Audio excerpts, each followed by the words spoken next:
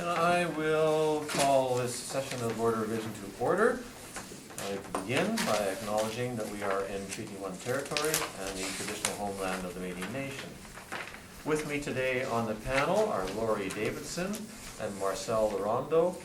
The assessor today is Jennifer Nichols and our secretary is Katie Sutherland. We'll be hearing applications for revision of the assessment roll in accordance with the Municipal Assessment Act.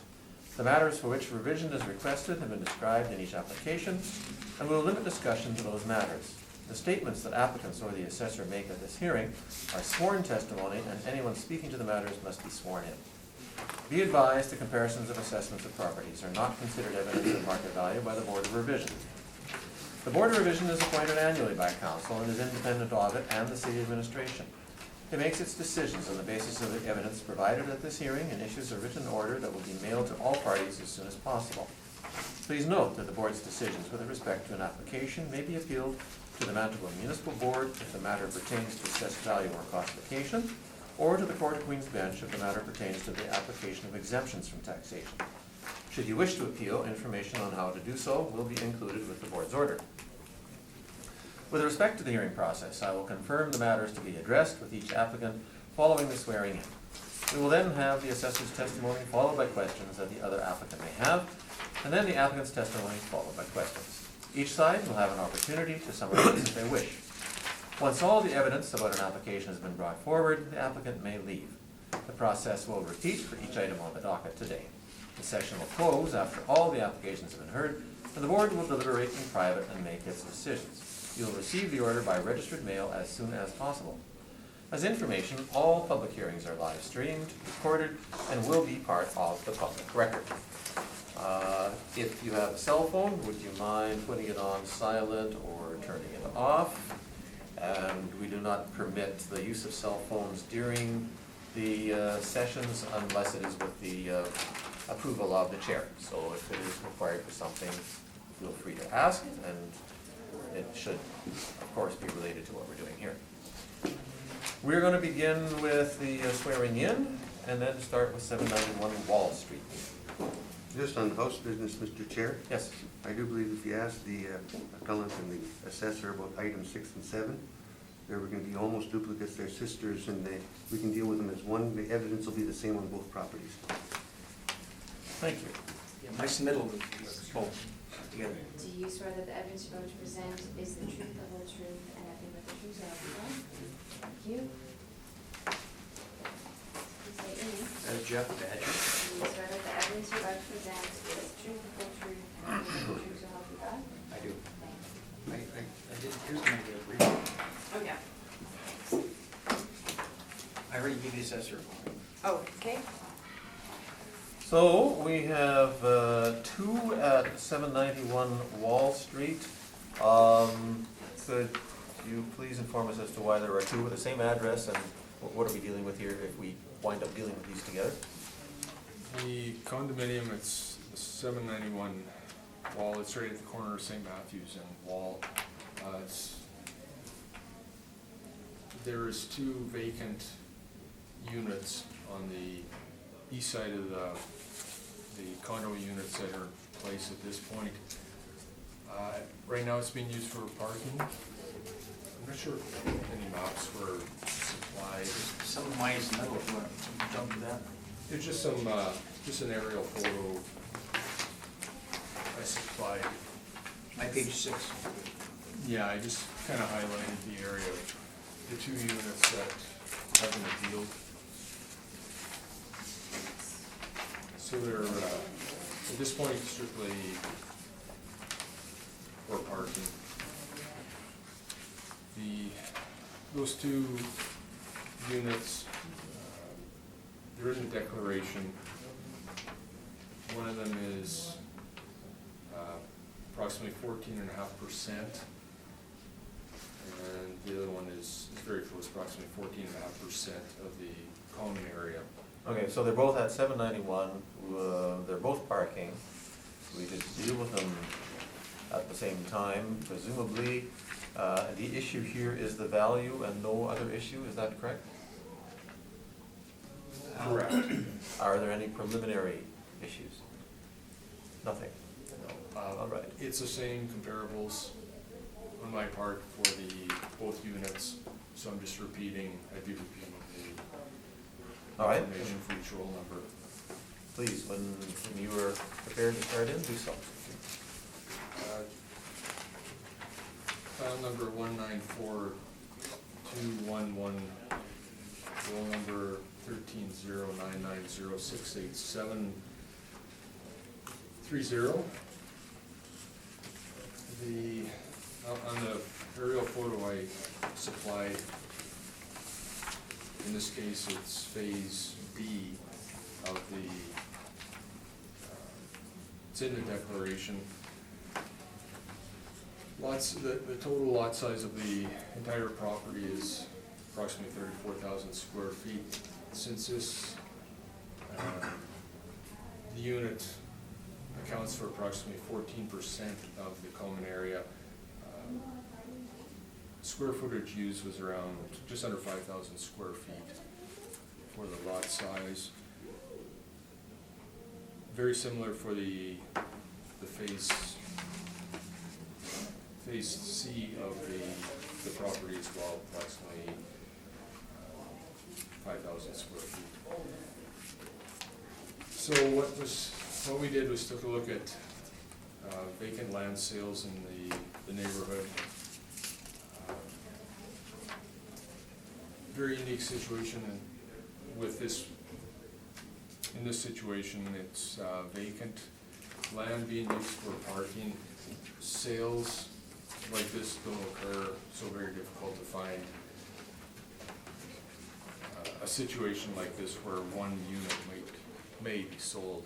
So that's why I had to resort to just vacant lot sales in the West End area. In this case, for the subject property, the phase D, 2020 assessment, $214,000 or $43 a square foot, whereas phase C is $210,000 for the 2020 assessment. I'm sorry to interrupt, but where is D? On that paper I gave you, the map, I guess I didn't highlight yours. Yeah, the pink part. That looks like an A. That's a D? That's a D. That's a D. Okay, sorry, C and D. So it's that's the area that at this point is strictly, it's used for parking for the occupants of the units that do exist, the habitable units in place. So again, back to the sales. Same thing for both of the roll numbers. You'll see that there's in the Spence, St. Matthews, Minto, and another St. Matthews sale. Sale price per square foot of these lots, anywhere from $16 up to $37 a square foot. Had to widen the parameters of sales available, since this condo is, as I mentioned, very unique, so it's difficult. Had to resort to vacant land sales. These units are in the declaration, like I mentioned. The plans at one point, or possibly still in place, is to construct more units on those, on the phases C and D. I believe there's supposed to be 4 units built, or the opportunity to build 2 structures with 4 units within each of the structures. It's going, according to the plans, the structure's going to be on stilts for parking underneath the building, making it a 3-story condominium unit. At this point, it is being used strictly for parking, but the potential to take the next step for these 2 units are available. The land is worth, still has a value. That's why we've put on the assessments of $210,000 and $214,000. Thank you. Questions of the assessor? Did you search the title to see if there's any zoning agreements over and above the face zoning here? I In did regards to not. City of Winnipeg and restrictions on the use?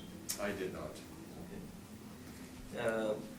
Did you familiarize yourself with the declaration as to the restrictions in use of the subject to parcels?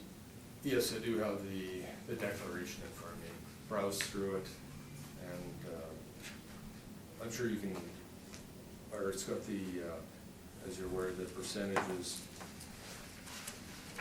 the aggregate percentage interest of the entire structure, so I'm aware of that.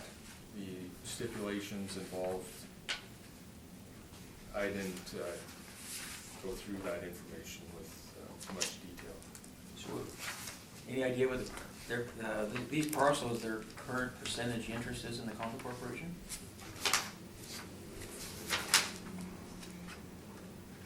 The percent interest, say? Yeah, well, you mentioned 17% or 14%, 14. but are you aware of the current interest? To the best of my knowledge, we haven't received an updated declaration. There's no updated declaration, it's a phased condominium, but so the percentage interest, when it's developed, then that's when you earn the percentage interest, because the percentage interest is based on square footage, not the land area. Right, for Unit C, we have 14.28%, phasing Unit D, 14.55%. From the So declaration. you haven't reviewed the restrictions as to the density that can be put on parcel C or D?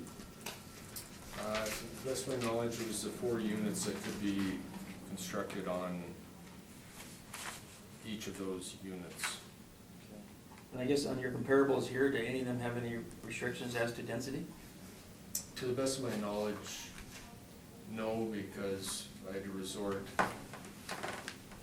as I mentioned, your property is very unique, difficult to find any sales that would account for a condo unit of that size to be sold, which resorted just to some vacant land sales in the neighborhood. Did you search the title for the base title? For the overall condo corp? I did not search any of the titles. Okay. That's all my questions. Ms. Davis? For the other, for the comparables you've chosen, you said they're just vacant land. Are they vacant land condos or just vacant land not being used for anything, or? They were just vacant. I believe they were demolitions that did occur. They were just So single houses family. taken down or multifamily taken down and just it's vacant at this point? Yeah, well, at this point, I can't confirm whether or not they've been improved since, but they were vacant at the time of when the sale did occur. In 2017-16, like for the different comps, The, would have been vacant then? yeah, it would have been Yeah. vacant, yes. Okay, thank you, that's all my questions. Mr. Laurent? I've got none, sir. So in your comps, these sold as vacant land on these dates? Yes. After the demolition, and then they sold as vacant land? Yes, I believe the Portage one, there was a structure in place, but the demolition occurred after the purchase. The structure that was there wasn't the main reasoning for the purchase. It was not the highest and best use, so it was left. And these are now vacant, they're not being used for parking, they haven't turned into parking lots? The comparable sales? Yes. No. Are they configured similarly as strips, or are these rectangles? These are more rectangular. I believe the Portage one is more a square area. Really, I couldn't find any or similar properties to the properties, the units under appeal. It's very difficult, that's why, again, we have to widen the parameters, wide sales. And on these comps, is there anything, any form of a agreement that indicates what will happen on the property in the future? To be honest with you, I didn't look into that.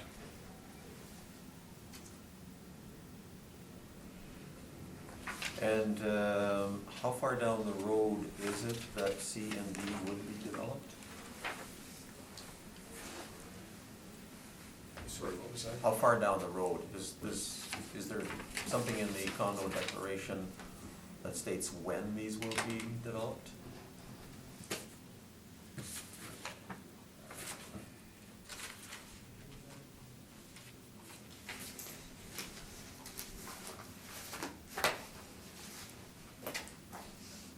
I'm sure Mr.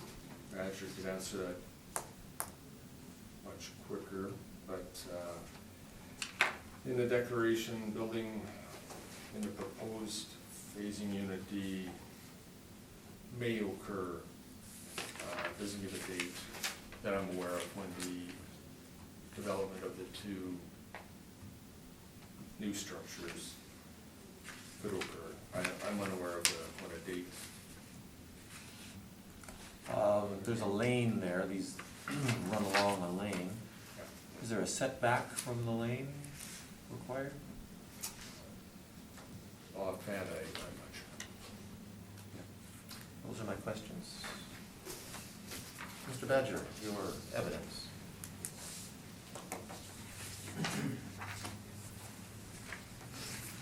Okay, I don't really call myself a tax agent, but I do a little bit of tax appeal work. But I'm also the current property manager for this property, as well as, I guess, I'm the original developer of the property. So I'm very knowledgeable about the property. I would say it is very unique, and it's probably been one of the toughest projects of about 80 that I've done, that have developed. It's been probably the toughest one for a whole host of different reasons. I'll try to be brief and go into it. So the applicant right now is Deer Meadows Condominium Services Ltd. And it has the future rights to develop 4 units on each parcel. Its future rights, though, to develop those 4 units are dictated by the City of Winnipeg zoning agreement that's on the title, and as well as, because it is a phased condominium development, land titles to create all the individual titles requires you to give a very specific future use, right down to the point, the type of siding you're gonna put in the building, the size of the new units, the colors, the number of parking stalls, everything had to be sort of pre-approved, and we can't alter from those approvals. So Deer Meadows, if it should enjoy the benefits of this property, will have to develop in accordance with the phased condominium declaration. I'll have later on, I have some pictures of what some of those restrictions are as to how it affects the property. The condominium corporation, right now when you create a condominium, there's a base title. So the condominium corporation owns everything, and then the condominium owners will own specific spaces within the property. So right now, Deer Meadows here has the specific spaces basically in the air.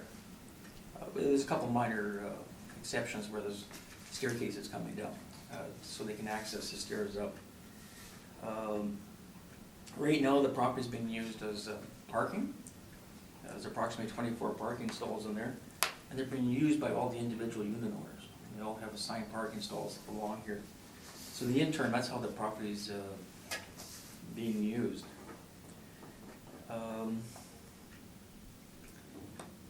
In addition to that, the condominium corporation, we built the first phases. We had to locate the garbage, the waste, the recycling containers, and as well as there's a very large Manitoba Hydro has a cutoff switch, a CSTC, right in the middle of the property that has to be, can't do anything with it. It's there and it's servicing the whole condominium corporation, not just these phases here, which restricts it.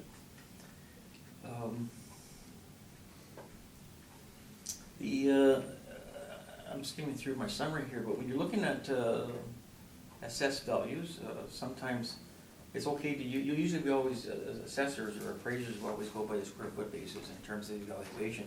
If the parcels are all the same, relatively the same in terms of sizes and configuration.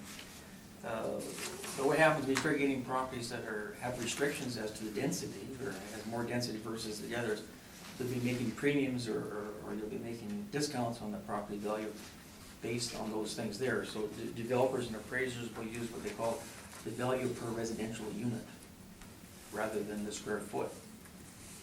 I'll just quickly, maybe I'm jumping slightly, but we'll get into it, but half of this, maybe a third of this property is actually going to be the park or the green space for the condo development, so we can't utilize that square footage area. And all these service boxes and stuff like that take up spots, and we have to create so many parking stalls, so they're all interfering with the square footage value. So we can only put 8 units in total in there. My argument at the end, I got to jump, I'm suggesting that it shouldn't be zero, a dollar value, because you have to assign a value to the property. But I was looking at the current assessed value, the value per unit, residential units, is $53,000. I have per residential unit, and you're not going to be able to develop. As a rule of thumb in the condo business, your land value can represent 10 to 15% of your overall value of the unit. I was here in another hearing for some raw land on Wellington Crescent, where we ended up, assessed value there per residential unit was in the neighborhood of like $25,000 to $30,000 a unit. And that's over on Wellington Crescent in a very prominent location. I would suggest to you this current value here, because of the restrictions, the number of units I can have, the value per unit, we bought the overall land, the value per unit was $10,000. I would say to you, if you're going to evaluate this on a per residential unit basis, notwithstanding it's the future, it's unknown whether or not we're going to be developing it, it would be somewhere in the range of $10,000 to $15,000 a unit, not $53,000 a unit. The zoning, the property is actually zoned commercial, but I mentioned there's a zoning agreement in place with the city of Winnipeg, plus about 10 variances that are all registered against the property to be able to build this development. One of those is that we can't use it for commercial. It has to be used for residential only. That's to satisfy the people who live behind the back lane there. And then the secondary use restrictions I'm talking about are in the condo declaration itself, that were restricted to 4 units per pad. The current use right now is, the real use for right now is surface parking for all the unit owners right now. There's 24 parking stalls, there's 24 units there. They're using the property. I believe under the evaluating properties, you got to look at the current and the most probable use of the property, and that would be surface parking. What I would like to just highlight on, the question came up about when do you think this is going to be developed. I haven't, as I said, I've been involved in this for the last, the first buildings were built in 2012 and 2014 respectively.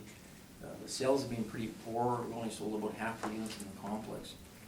I did not appeal the assessed values in these pads, thinking that there's a likelihood that we're probably going to be moving ahead and developing them out.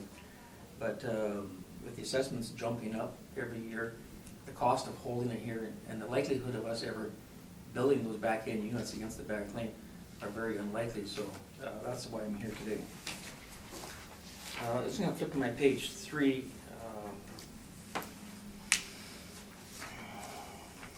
think I've covered most of those points there about the property owner. And the property owner, so Deer Meadows, who's being assessed this, it's basically it's our future development rights. It's not the current use or the current, well, I guess it's the current right, but we can't utilize the current right. I just want to flip over to page 5. There's the condominium plan. We turn it sideways. You can see here, this is the survey of the property, and you can see the existing buildings on the property. There's 4 of them, a bit of a semicircle there. And you see against the back lane are the 2 phases that we're talking about. What I'd like you to do though is flip to page 7. When I mentioned about what, our future rights are restricted, we can only build these buildings that are very specific. Those are the footprints of the buildings that we can't, that ever permitted to build, if we were to ever build. You can see it basically only takes up half of the land mass. We can't utilize the balance of the land, because the balance of the land is common area for the condo corporation. If you flip to the very last page, you'll see a nice colored picture. Basically, half of this green space here is in parcel C and parcel D. So this property can't be sold to someone who's going to utilize all the land, because they can't, condo corps never going to allow them to build in the green space of the complex.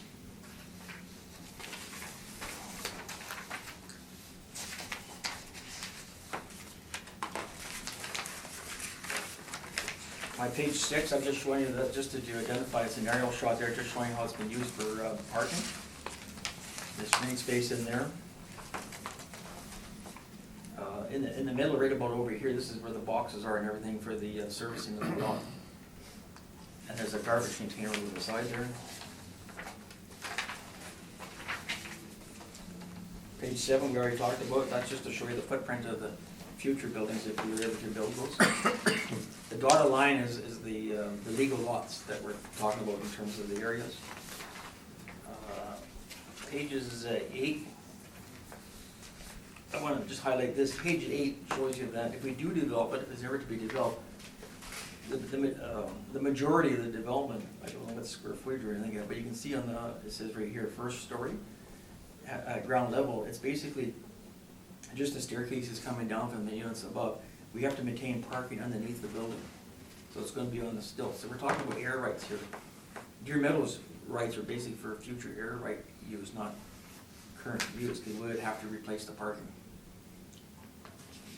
Then you can see at the second level and third level, that's predominantly where the residential units will be. I'm just going to, this is a pretty picture here, but the east elevation here, see, these are all from the condo declaration where they specify the colors and the type of materials they're using and everything. You can see these openings here, they look like garage openings. That's where the parking would drive in off the back lane. On the other side there, we're obligated to screen that. You don't have to look ugly against that green space there. So that's why it looks like it's a solid development right down to the main level.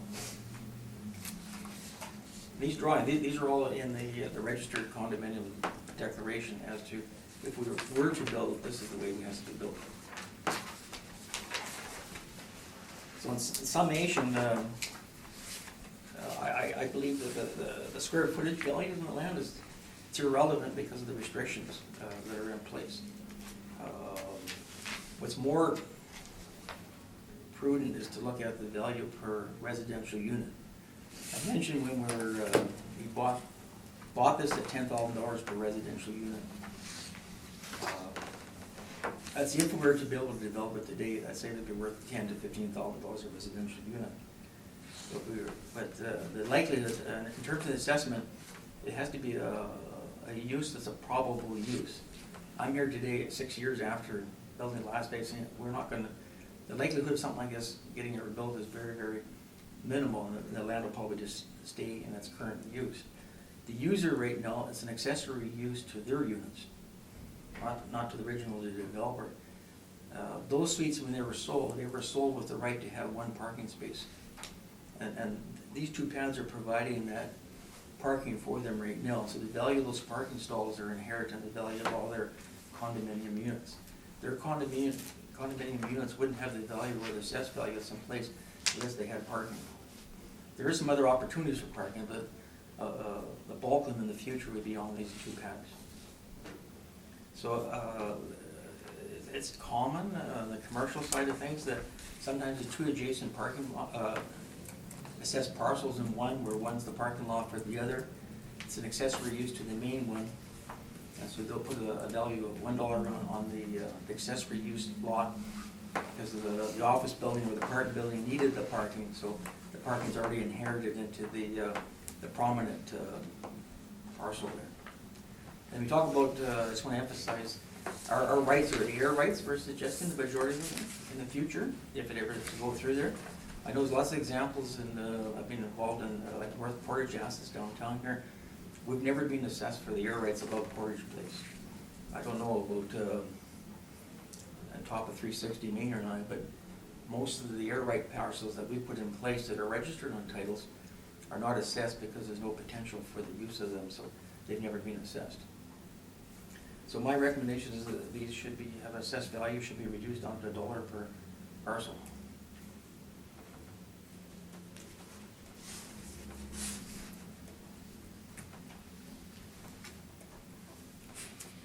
Mr. Assessor, questions? Regarding the parking, you mentioned that the tenants are allowed to use it. Is that in the declaration? I didn't go through the whole declaration. Does it mention that a unit is, a parking stall is included in their percentage? There is, right now, because it's in limbo, there's no, I would say that, the original developer has allowed them to park in the stalls there. But we have to make sure that they're well, the parking has to be there in the future when we build up above, so I guess maybe not all 24 units are there, but we do have to provide the number of stalls that are shown on the drawing for the future. So maybe just to clarify that, I guess not all 24 are in there, but we do have to provide, I don't know, maybe 18 stalls in the building rather than 24. Those have to be there if we're ever to develop it, so if they're sitting there and they have the right in the future, you might let them use the whole thing in the present.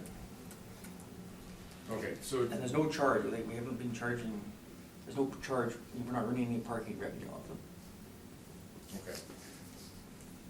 So with those two units, is there still the potential for development to occur? There is a legal potential, I'm saying the likelihood, I'd say very low. So I would say assess it at the time that those get put into service.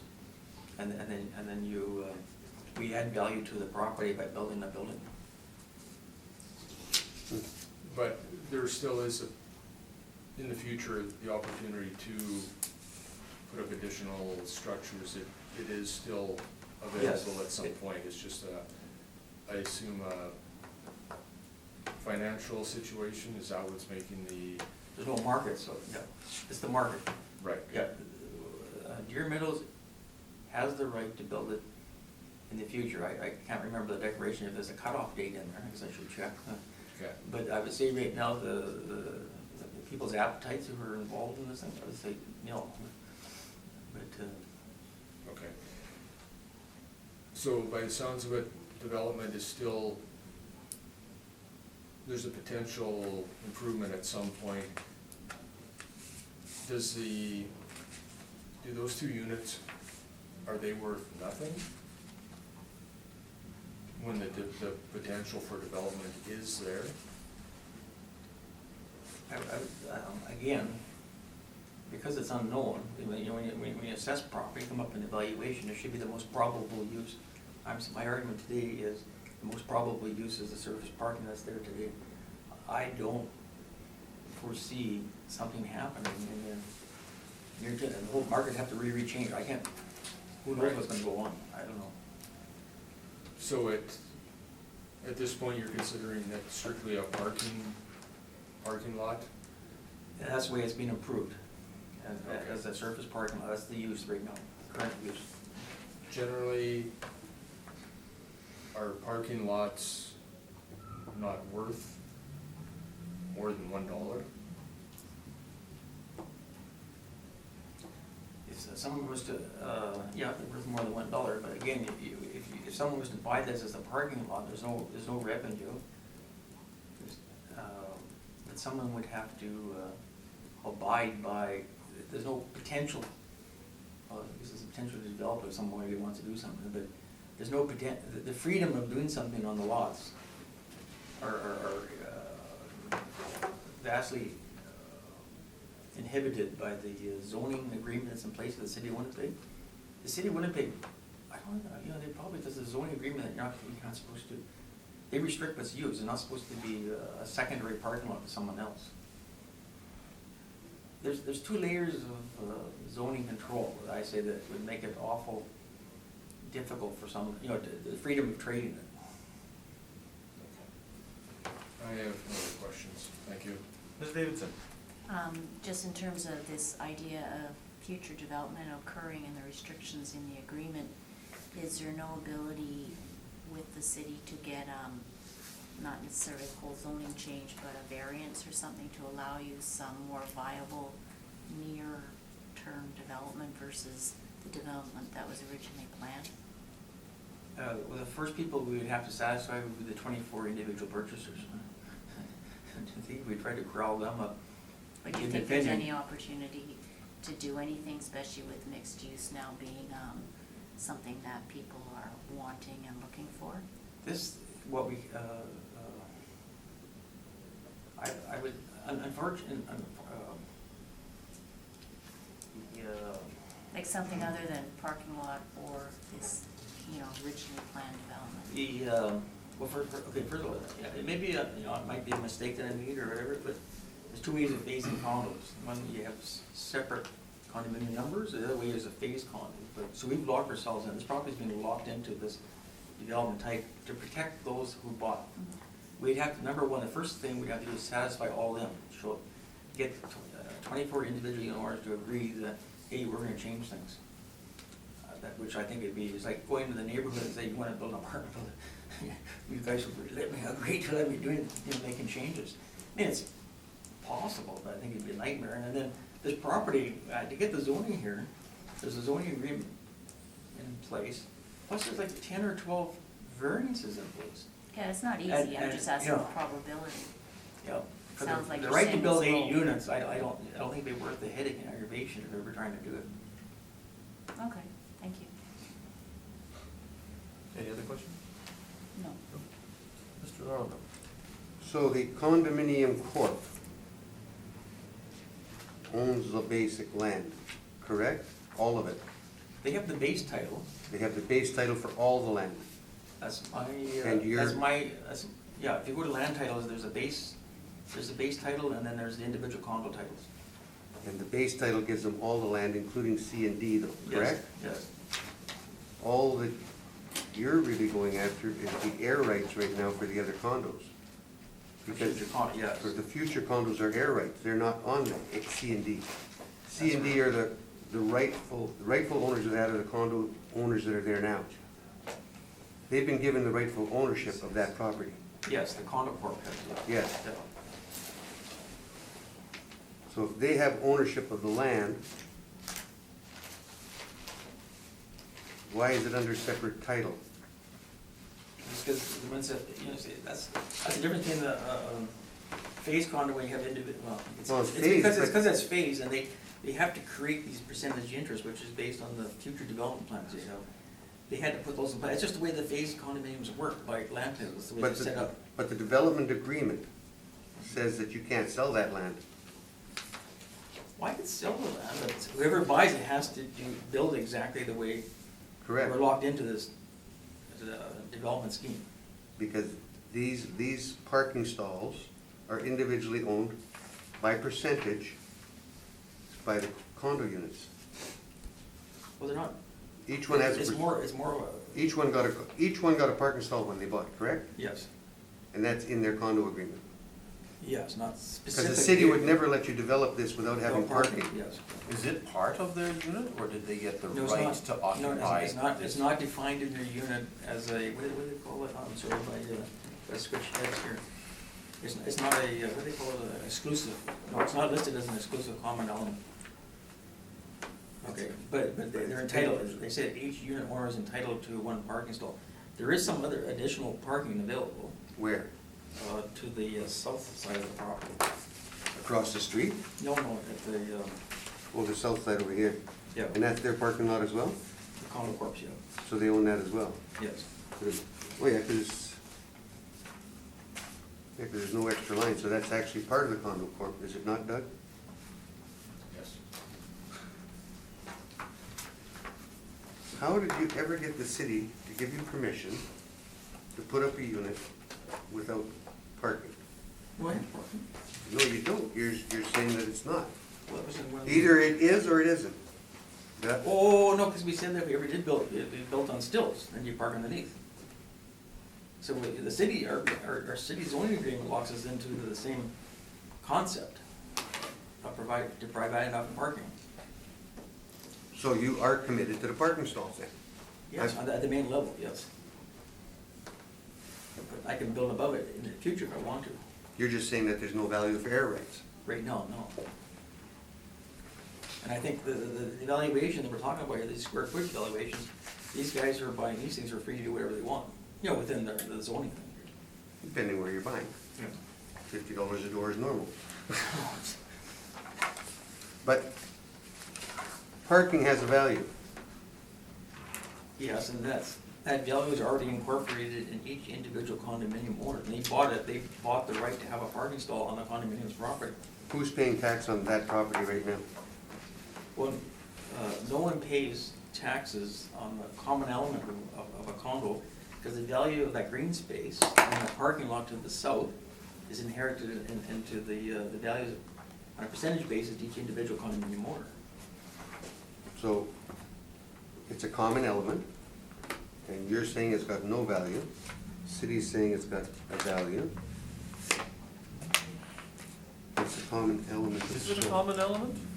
It's not a common It's element not a because common, it's 2 units. it's 2 units, yes.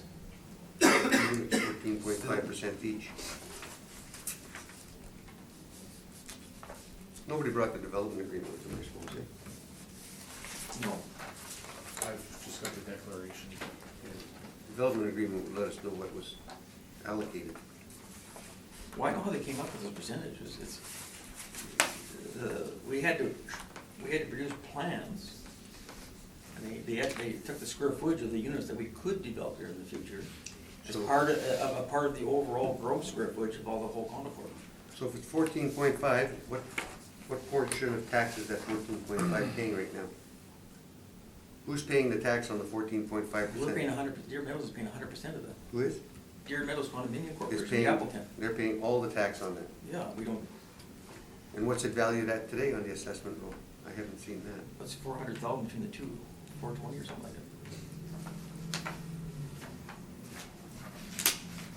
Yeah, 410 and, or sorry. No, 210, 210 and 220. 214.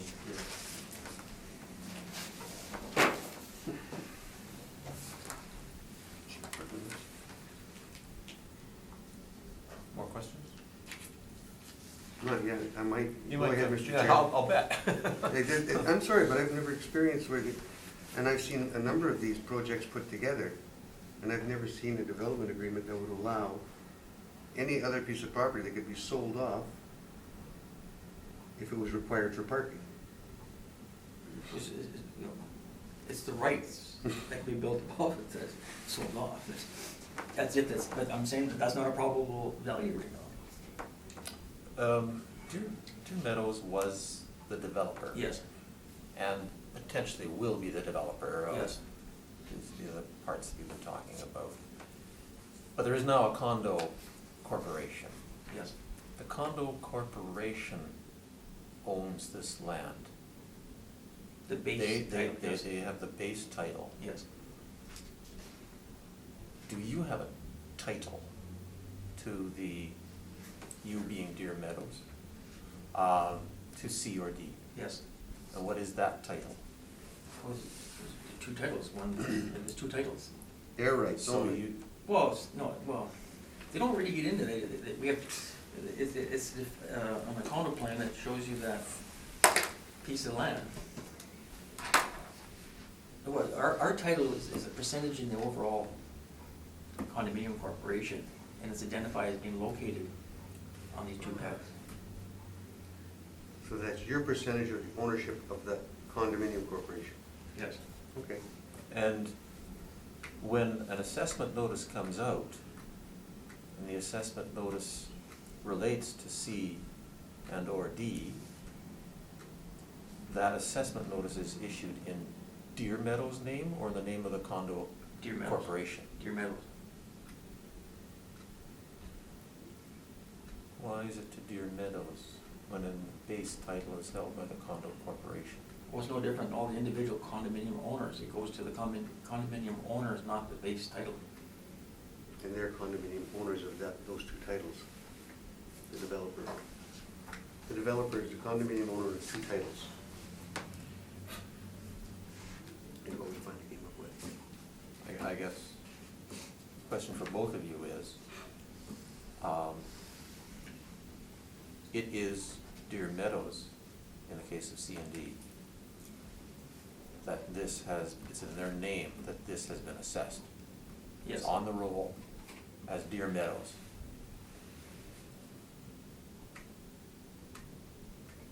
And you're saying that it's the air rights that you have at this point. It's actually not the land?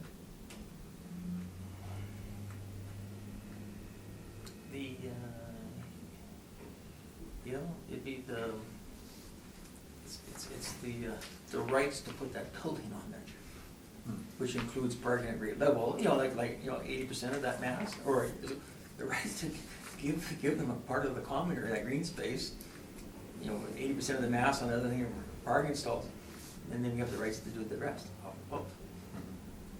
And Mr. Within Assessor, the zone. you're satisfied that Deer Meadows is the person in whose name the property has been assessed? To the best of my knowledge, yes.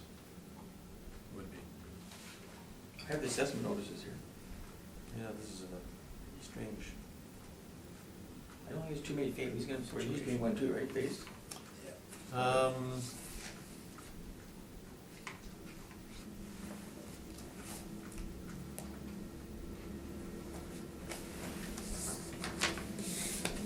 So it's your contention that it is worth $1 per parcel. You have said that the units would be worth 10 to 15,000 per unit. Per door. How do I reconcile these two figures? Either one or it's 10 to 15 per. I'm not an expert in taxation, but it's the user that's supposed to be paying the taxes.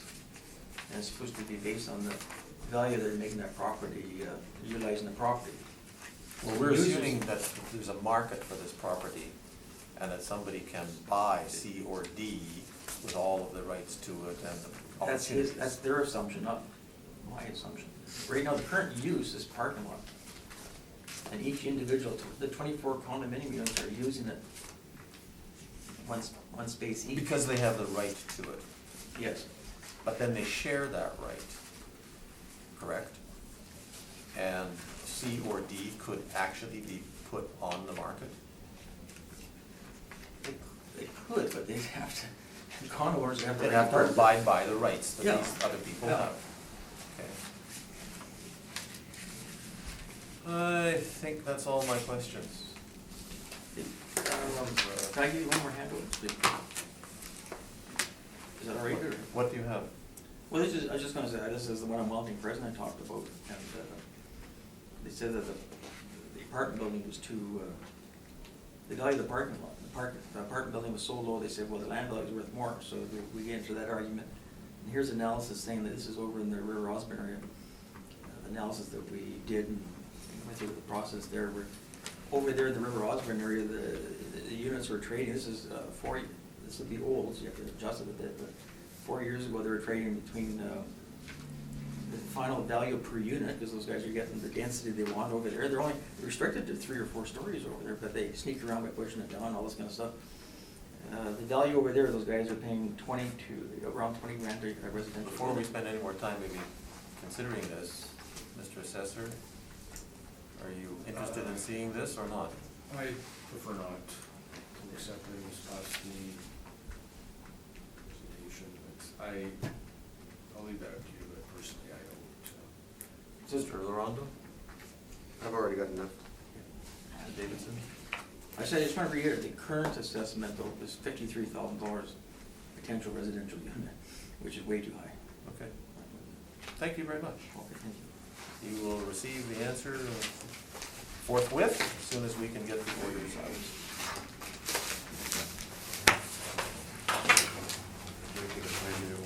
Sure, 5-minute break? All right, we will resume with 677 St. Anne's Road. Mr. Assessor, when you are ready.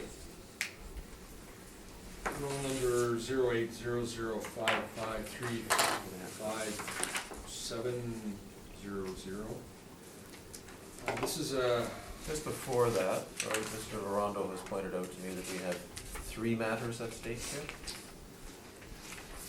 Are we dealing with all 3?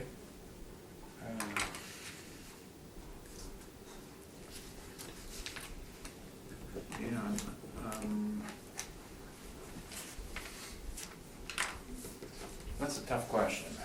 We've been discussing it. It's a very strange situation. I think, Let's swear you in first.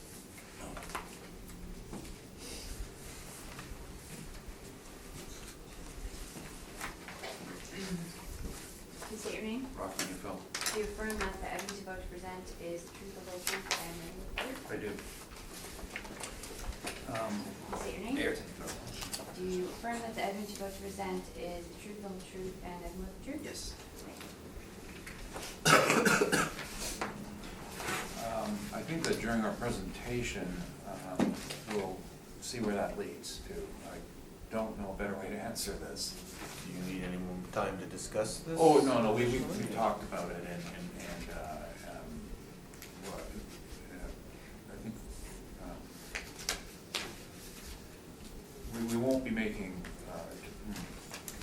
how about we just carry on? And I think we may, if the board comes to the conclusion that we haven't argued the value, the cost and the liability, that's fine, but we don't intend on withdrawing them. So if we're gonna deal with class and then liability, then you would start first? Right, that's a good point. Okay, so then let's confirm those 2 matters, and then move on to value. So that's the procedurally we like to have it. What evidence is he producing for us to confirm?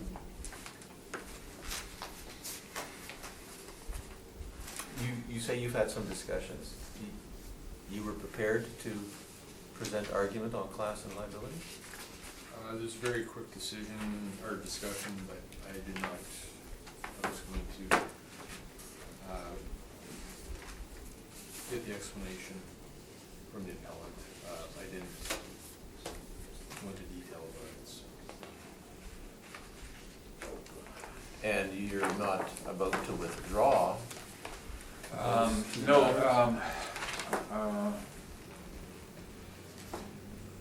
perhaps the best course of action, as I said, is for us to request confirmation of those 2 issues and leave it in the hands of the associated owners and legal counsel if they want to continue on with that appeal. For the board today, we're going to focus on value. Okay, so then the way that we would deal with this is that you would not be presenting any evidence with respect to the classification or liability. You will present some evidence with respect to that evidence sufficient to request the confirmation of what is currently on the roll.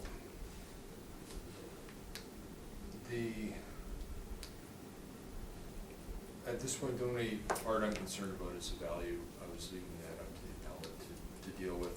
I didn't supply any information regarding But if this is on the application. Mm-hmm. If the appellant was going to come and argue classification and liability, why is it you were not ready to address those matters? that was an error on my part.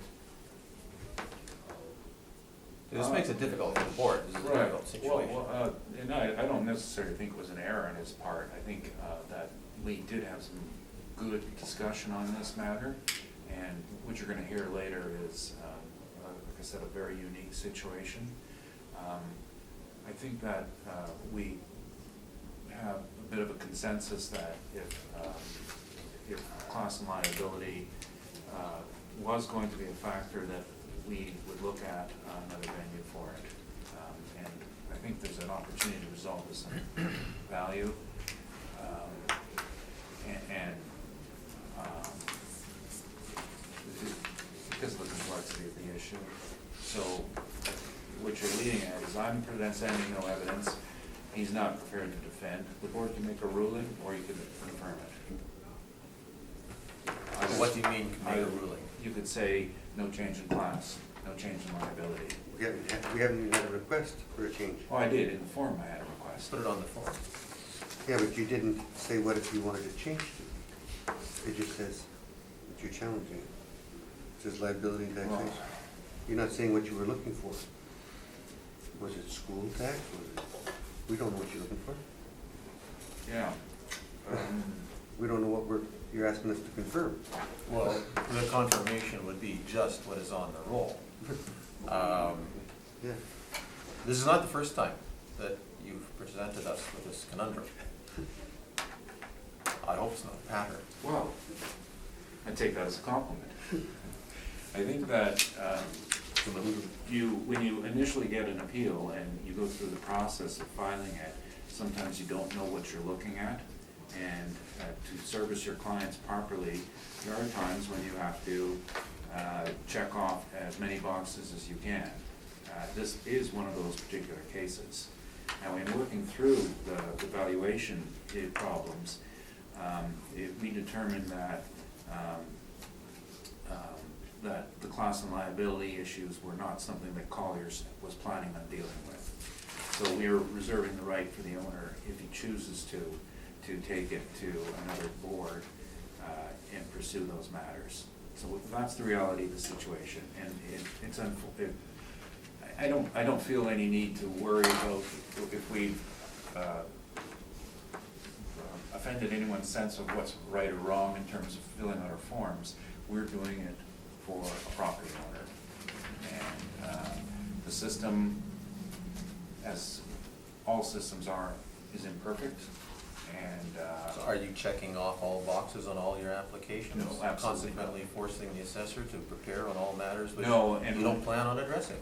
that's not true. We're not planning on addressing it here.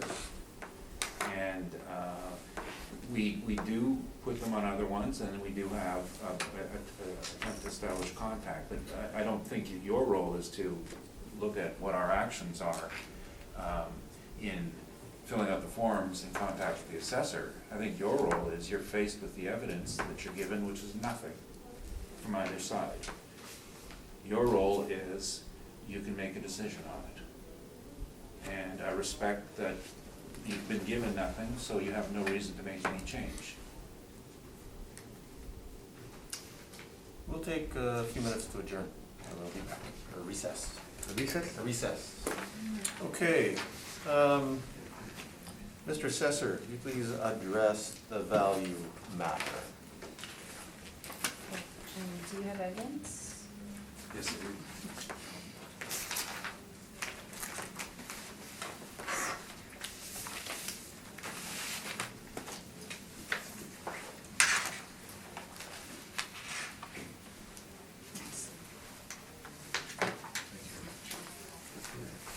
It's okay. Hold on.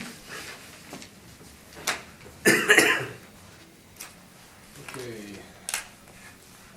Roll number 080055355700, 677 St. Anne's Road. This is it's a condominium complex. At one point there was, I just have some aerial photo just as,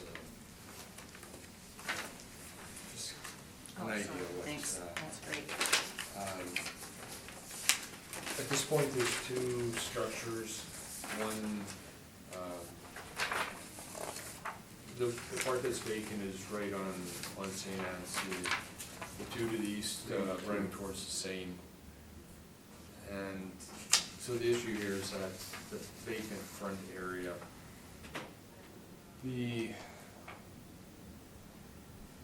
there is a potential to put up another complex. At this point, we have it assessed as vacant commercial or condominium. That lot is 37,672 square feet. due to the location, you'll see there's land influences, the being on St. Anne's, bus, traffic, heavy traffic, commercial properties nearby. We have assessed for 2020, $877,000 or approximately $23 a square foot. For comparables, 3 of them are on St. Anne's Road, another on St. Mary's Road. They're all vacant residential too. Lot sizes vary, 29,000, smallest up to 56,000 square feet. You'll see the sale dates, February 2018, July 17, August 16. And sale price per square foot, anywhere, there's quite a range, $18 to $35 a square foot. In this case, again, it's a unique situation. The other properties, or sorry, the 3 comparables is the last one I mentioned. I was reading the wrong paper. Unique situation. These aren't vacant land like it is under this complex. That's where the sales came from, reviewing vacant sales. So that we applied that to that vacant unit at the complex, and thus the assessment to $877,000. It does fit into that range. The range of sales at approximately $19 a square foot. The potential to develop was going to occur, but there was some issues behind the scenes. I'm not fully aware of it, but we look at it as if a development can still occur. Thus, a line value must be placed on that section. And that's about it. Or sorry, I should mention the 3 units where the structures are in the vacant lot. Each of them had 33.3% of the common elements, so that at this point the only undeveloped areas had 33% of vacant land. Thank you.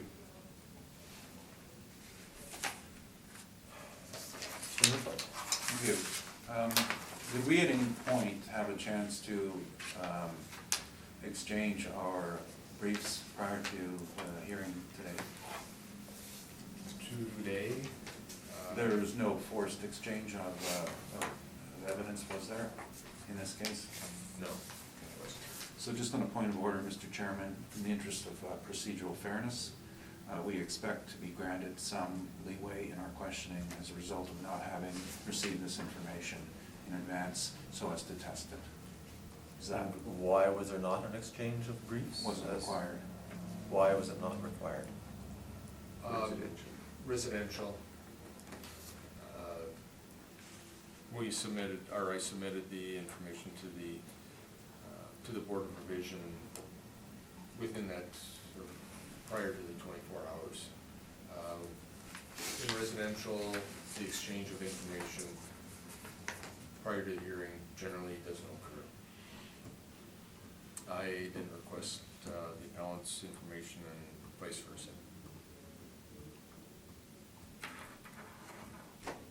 And also, for procedural fairness, I would fully expect that you grant the assessor some additional leeway if his questioning veers off what you would believe to be the normal path. Carry on with your questions. I just noted here that you don't have the legal description on here. Do you have that in front of you?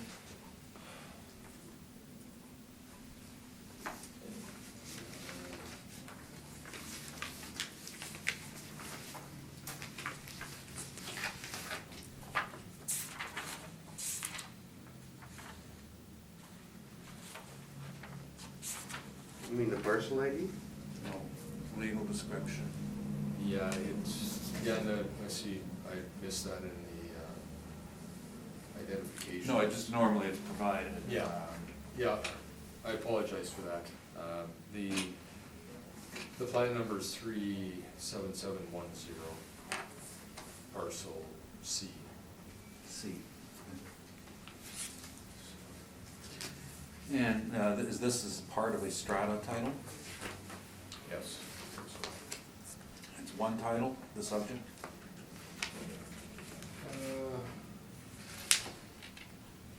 Yes. And do you have, normally I would see the owner being listed. Do you have that information? The owner listed on the, Of the subject property? ownership, no, I don't have that. Okay.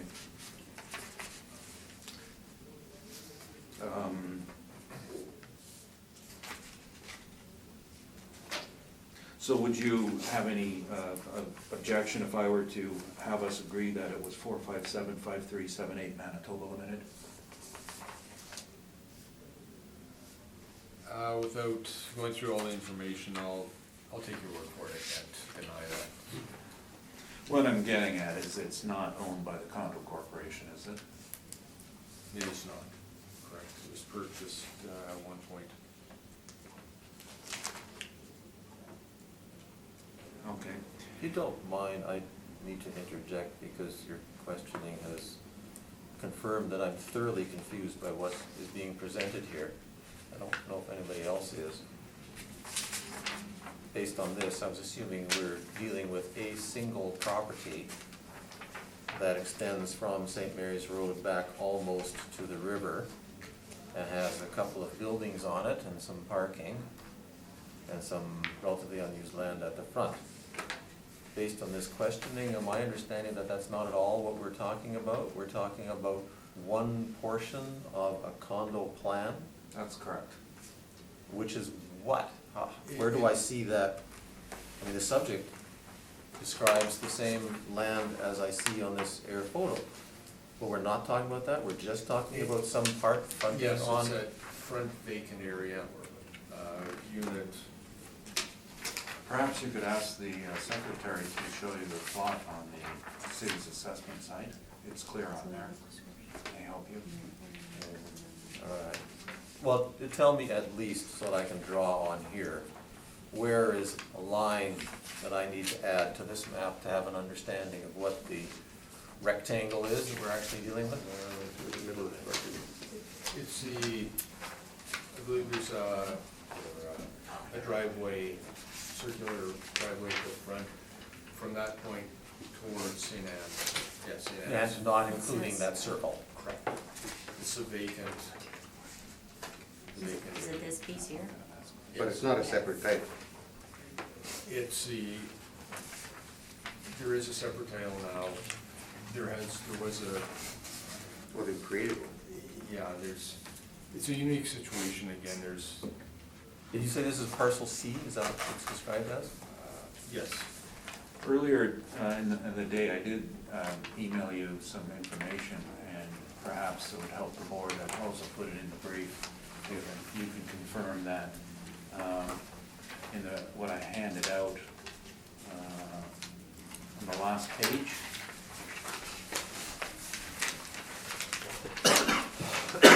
Now this is an application, so it's marked RM5. That was not approved. This comes from the 2003 application. So just confirm that this is what we're dealing with. That's clearer. Thank you. All right. Carry on. Sorry to interrupt your questioning. Now I'll understand your questions. Well, no, I gotta start all over now.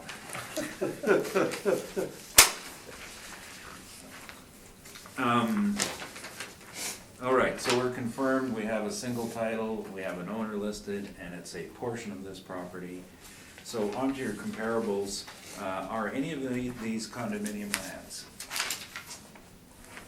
They are not. And to your knowledge, Have they been or are they being developed? I'm unaware of that. Okay, you did not search them, and this is where we get to, a request, require a bit of leeway here due to the lack of receipt, and I couldn't produce a rebuttal.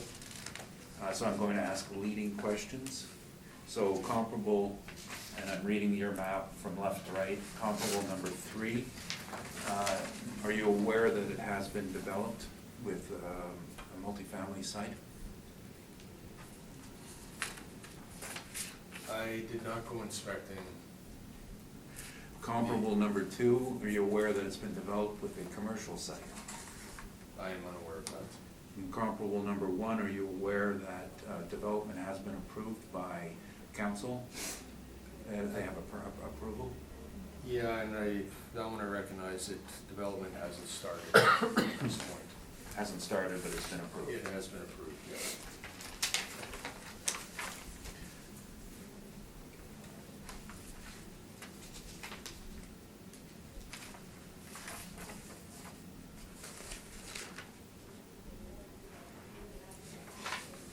Those are my questions, thank you.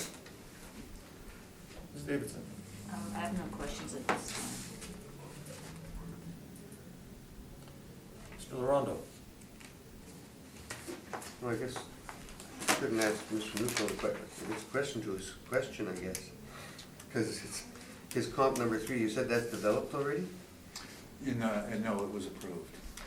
Number 3, that St. Mary's Road? Oh, I'm sorry, yes, that's, we just Googled it. We were using our phones, but we were outside over there using our phones. And you can see from the photos that it's been developed. The condos in the back have, but the front piece. No, the front was shown as developed. But, you know, like, we didn't have the opportunity to present this in rebuttal, so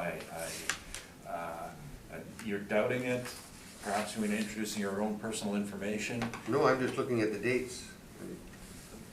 From what you can see on the map, it appears to be under development.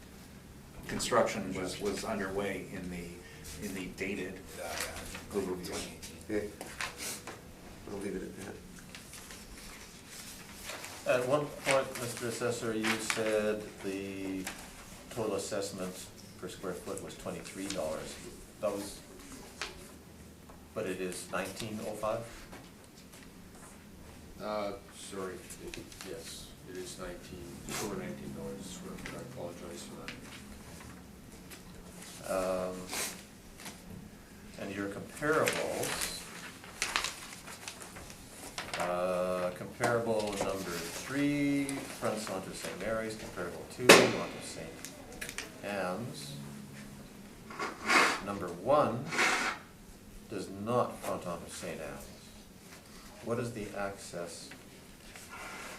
Tell me a little bit more about that parcel, how well related it is to the subject.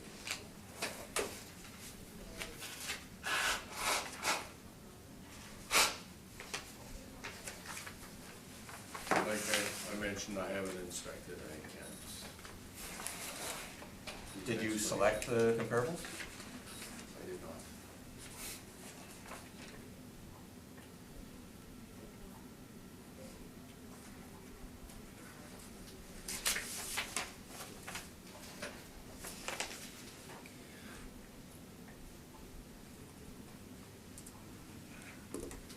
Remember correctly, it is it's a multifamily structure plan.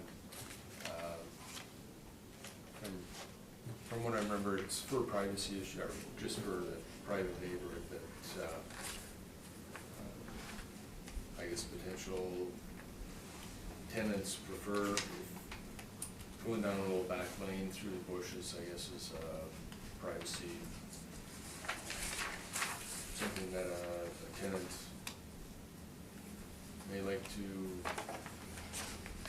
occupy. Its civic address has been applied to it, the front section very well could be vacant, or who knows, maybe a forest, but there has been a civic address applied to it. Okay.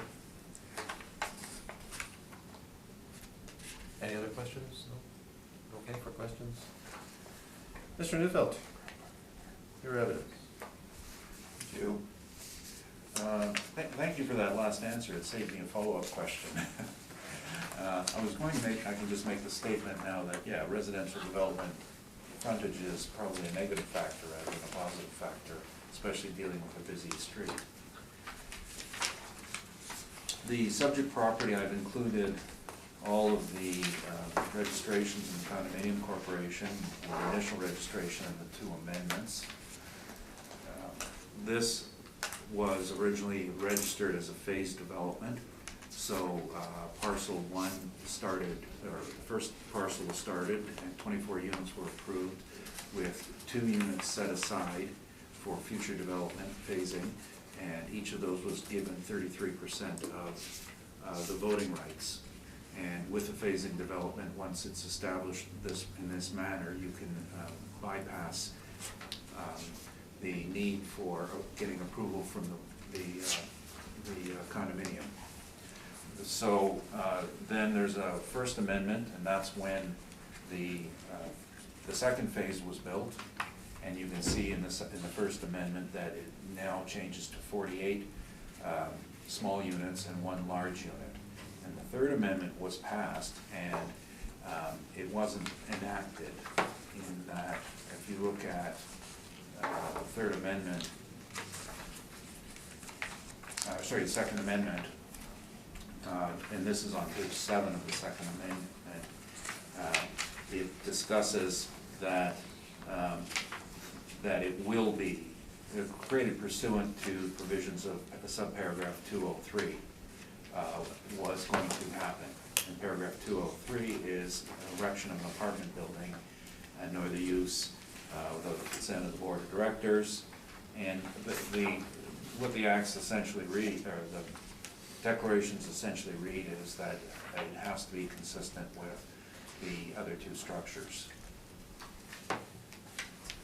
The unit was never subdivided, and in 2003, after the Second Amendment, there was an attempt to change the zoning, and that's, we have a standing policy committee, a report on this matter at the end of this brief, and the owners wished to change it to an RM5 zoning to allow for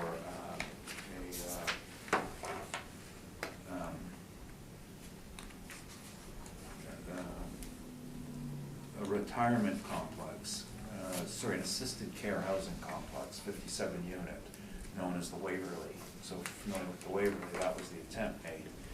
And they required a zoning change. And of course, this was not approved by the condominium board because it failed to fulfill Unit 203, nor was it approved by community committee despite the planner's support for it. And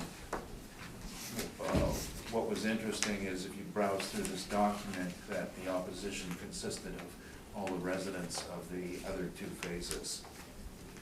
But that was an attempt to change the original phased unit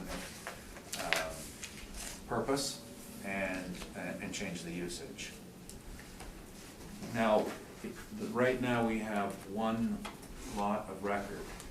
The appellant, as we discussed earlier, is a limited company, the owner is a limited company.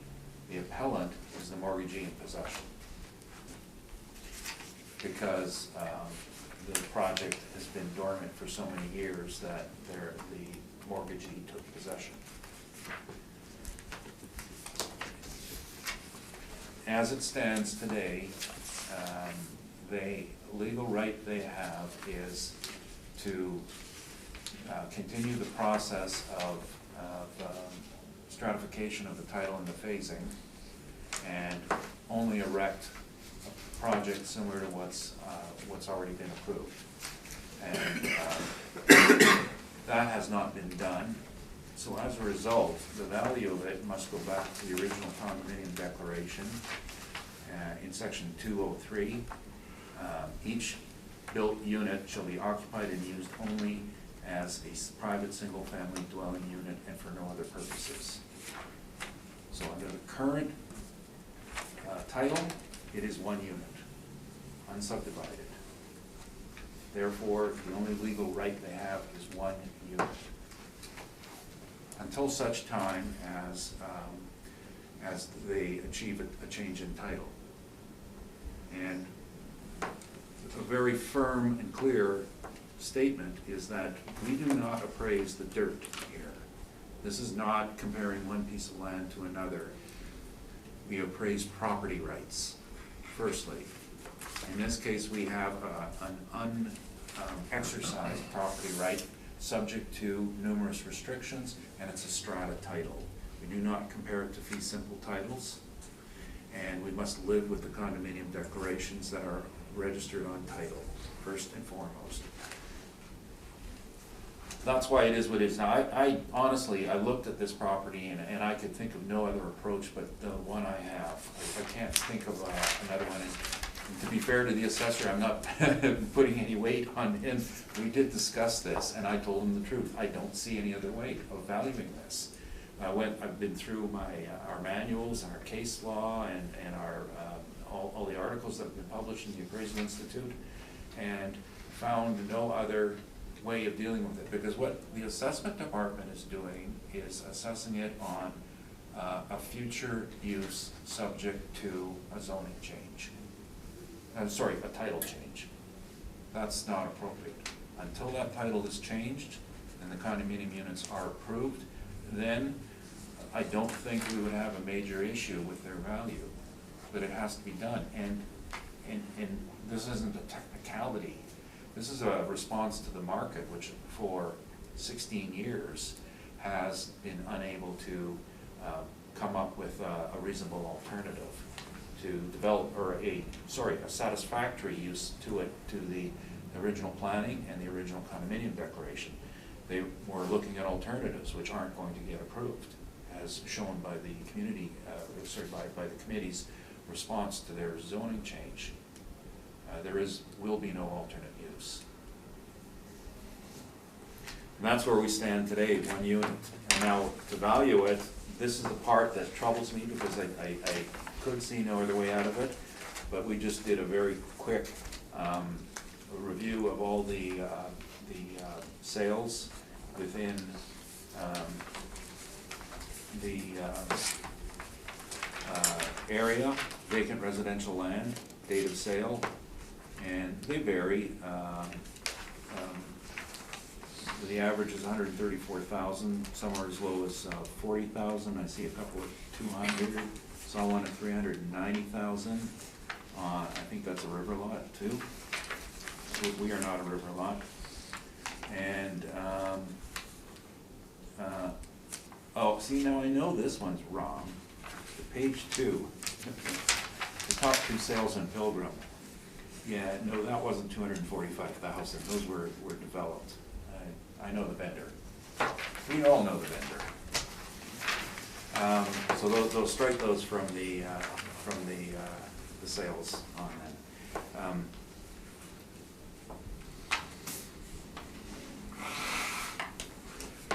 I told you I was going to be brief. We've got to go with the legal rights attached to the land, and this is the only method of valuation for a site impacted by its own title restrictions and its own declaration and the status, current status. That's my presentation. Thank you. Mr. Assessor.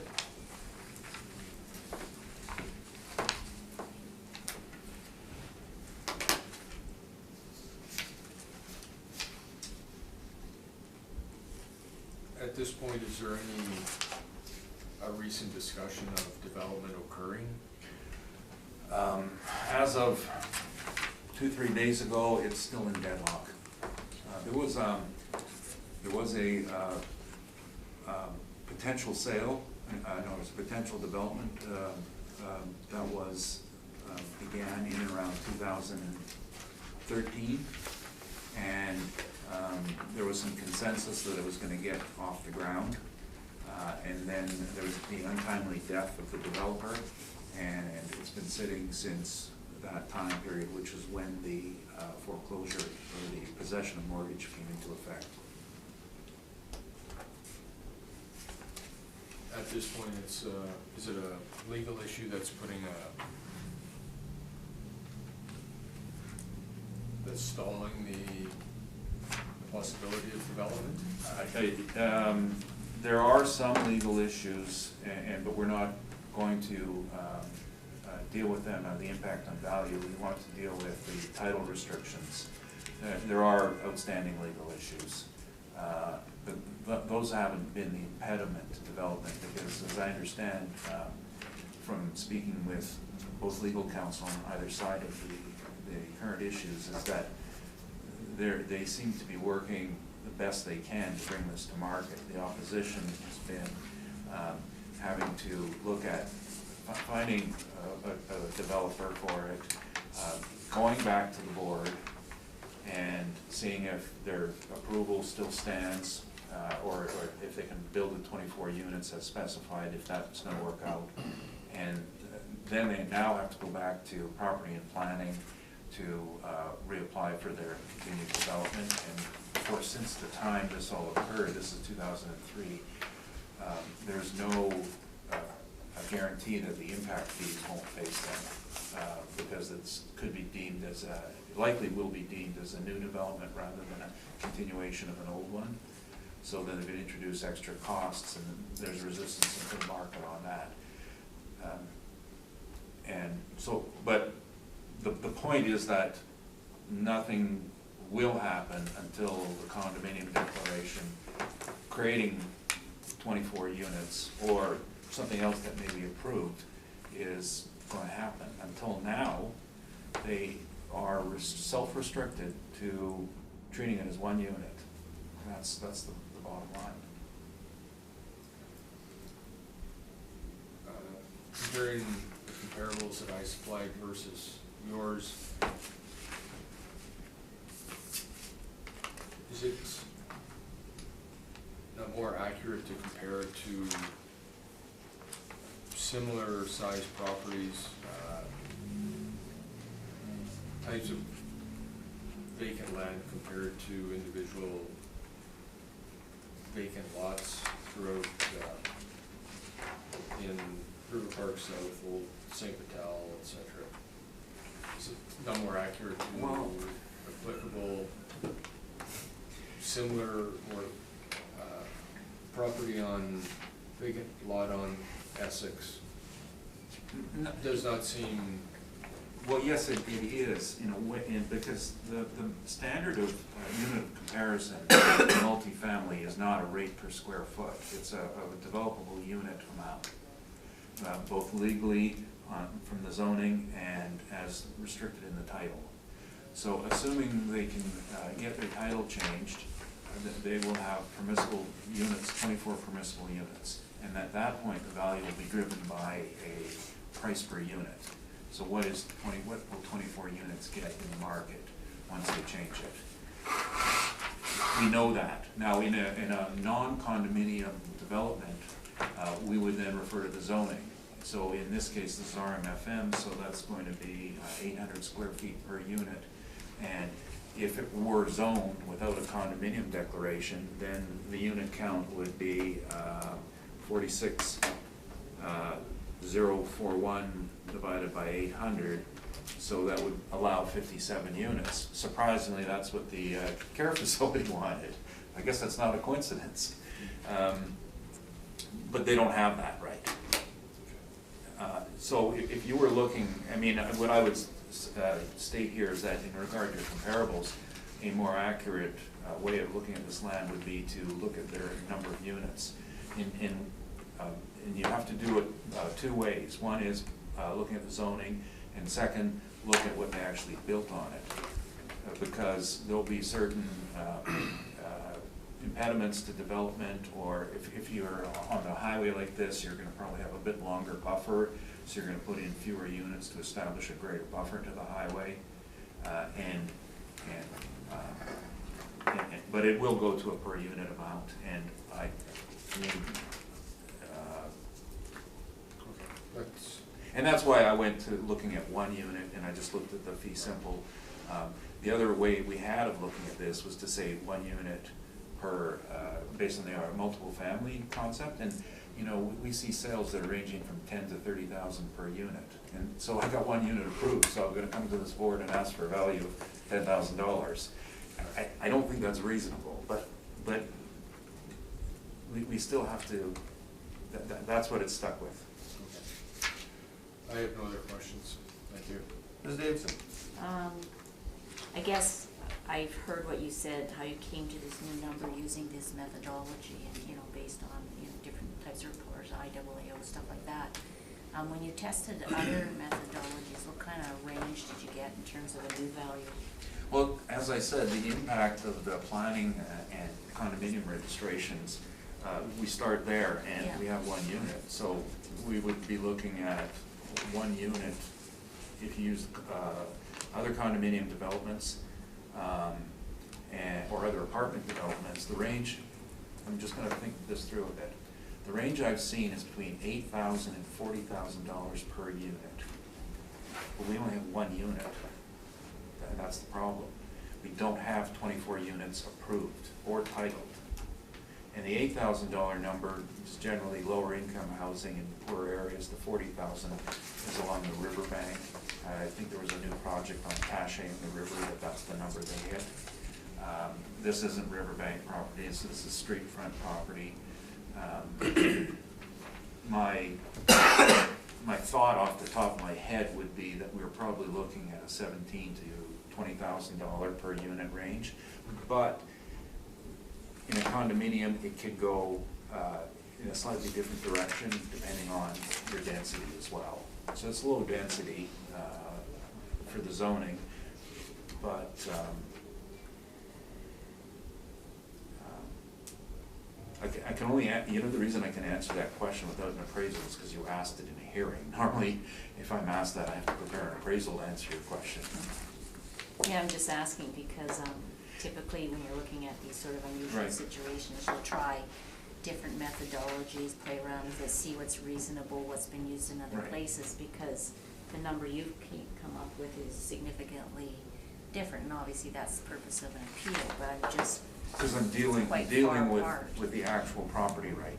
Now, if this were divided and approved, we would be looking at 24 units, not 57 units. And I've seen a lot of properties in this area hitting around the 20,000 per unit. So that would suggest $480,000, but they don't have that legal right now. So that's not real. That's a prospective amount. So if tomorrow the condominium plan were registered and the strata subdivision were applied on the title, we would be a much different story. As a matter of fact, they'd all be assessed as individual units. You would move to that. But you know, it's much like any sort of a developer who's even bringing single-family homes to the market. Until you create the title, you're still farmland. And when you create the title, then you're assessed as residential for the house lot that you've created. Generally, most developers wait until the last possible minute before creating their new titles. Like the condominium lots are often sold with the guarantee of a title at a point in the future, and when they finally sold all their lots, then they register their title. That saves the interim tax cost of holding the extra units.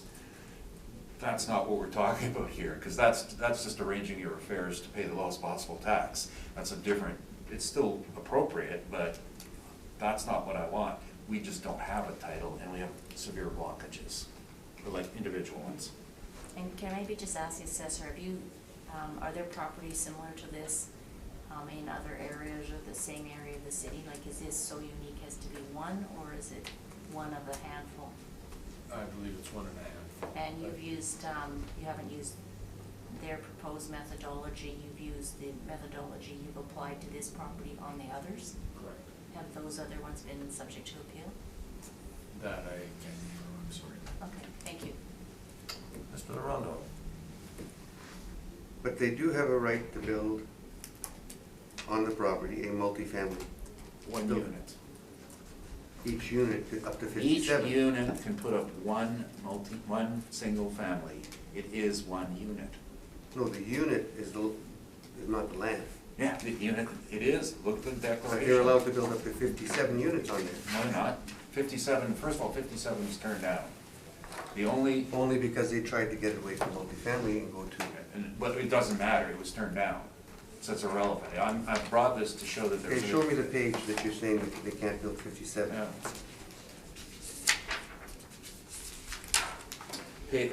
I don't have a page number, but it's the final report, Standing Policy Committee on Property and Going Development. back in?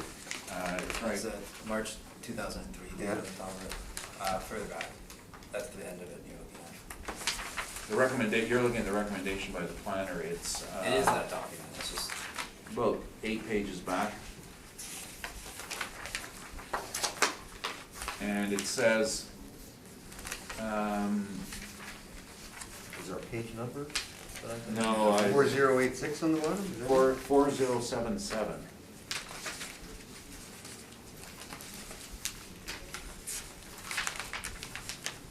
Okay. It says, the last sentence, recommends to council that the proposed rezoning not be proceeded with. And that was a rezoning to an RM5, and as of today, it's still what it was prior, which is RMFM. How many units can they build on a property like that? 24, 24. That's it. that's it, As a that's the declaration, that's what's registered on title.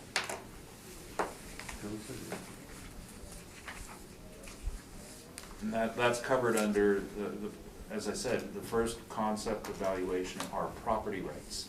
In this case, the property right is impacted by the restrictions on the title. Okay, so they can build 24 today. No, they cannot build them until they proceed with the registration of their change to this, the condominium amendment. Condominium amendment has to then come out with a new table. So if you see on the second amendment, Back here, page 7, I think it was. yeah, the second amendment, it gives them, this actual declaration was put in place to make sure that the original condominium phasing was complied with, and you'll note that they said they had 100% approval of the other condominium owners, and that's because they had already signed that approval when they bought their own property, that phasing was going to occur. And, but it says they can do it, 24 units, but it's never been enacted, because immediately after that, they tried to change the zoning. And until a project comes forward and now has to be reapproved, they still have 1 unit. But they get enacted under the 24 units. Well, provided they, they're gonna have to go back now and get approval to be enacted, because if you read the sections of the Condominium Act, it describes the type of complex that has to be on there. So now they have to go back, get a project thought up, go back to council, get it approved, then go to the board, get it enacted, and change their condominium declaration. Was it not put in place so that somebody wouldn't come along at a later date and put something with a kitchen, burning the smells out, so they had all the smells and all the rest of it? Wasn't that the reason they put that in there?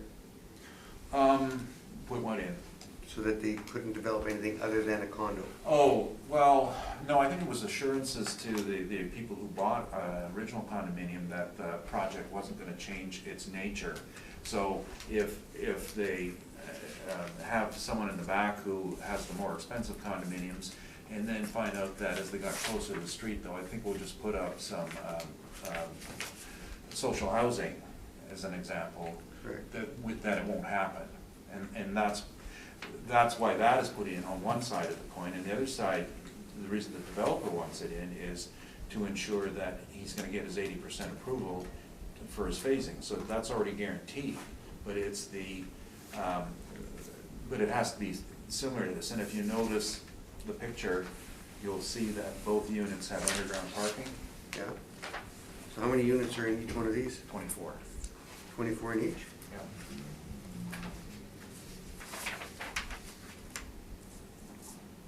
So they're looking for a project that's comparable to that with underground parking. Right. Because they don't want to have another property go in and strangle the parking with above ground, and then they don't maintain their original plan. Right. That's, But that could be done. This could be done, one of these over here. That's what the, well, it's probable. It has, there's no one there's nothing in the works now, there's nothing planned. It's probable that they could build this. Now, the other side of that is, does it fit the market, and are there additional development costs because of the 16-year delay, the concept of the impact fees that will raise the costs, but that's not even the point. I would not disagree, it's not probable.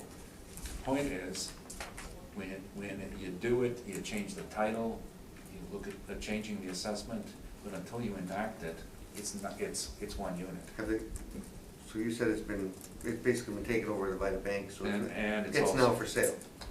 No, it's, of course, I'm just trying to think what I could say here. It's not for sale. And we're It's, still trying to get it back. it's embroiled in the additional legal debate, which we're not, it isn't pertinent to value. Okay, no further questions. So, possible and probable end result, because of the way that the condo declaration is written and the attempts to make a change that have failed, is a 24-unit building similar to the two that are on there. That's correct. And the impediment to that actually happening is the fact that it is now held by a mortgagee in possession who doesn't want to be the developer. Correct. So the mortgagee in possession has to find someone to presumably buy it, take it off the mortgagee in possession's hands, Correct. and will then develop it, must do so to create the 24 unit To the satisfaction of, and nothing else likely. right. The satisfaction of part though, the condo owners don't have to approve that 24, do they? Because isn't that already in the condo declaration? They have to, as the condom, that's why you've got them all, they have to, as long as it's as described in the declaration, the approval has already been Is made. there? Yes. Okay, all right. So then it really comes down to the mortgagee in possession, finding somebody who will do this, and that person believing that there's a market for actually doing it. That's correct.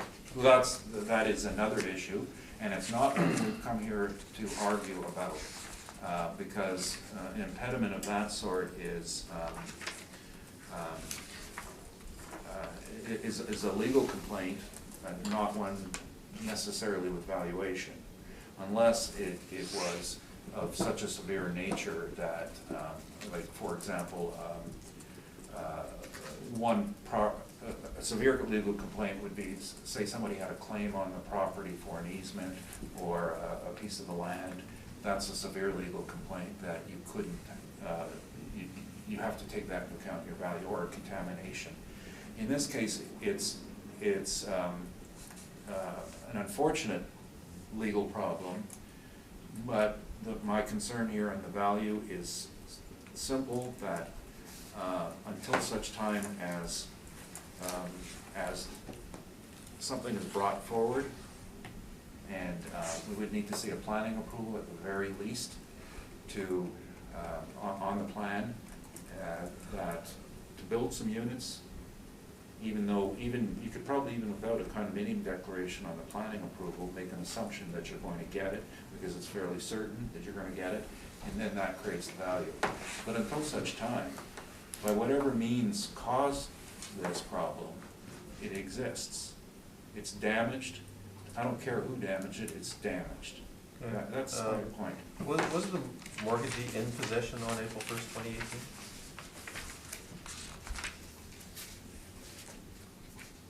I don't know.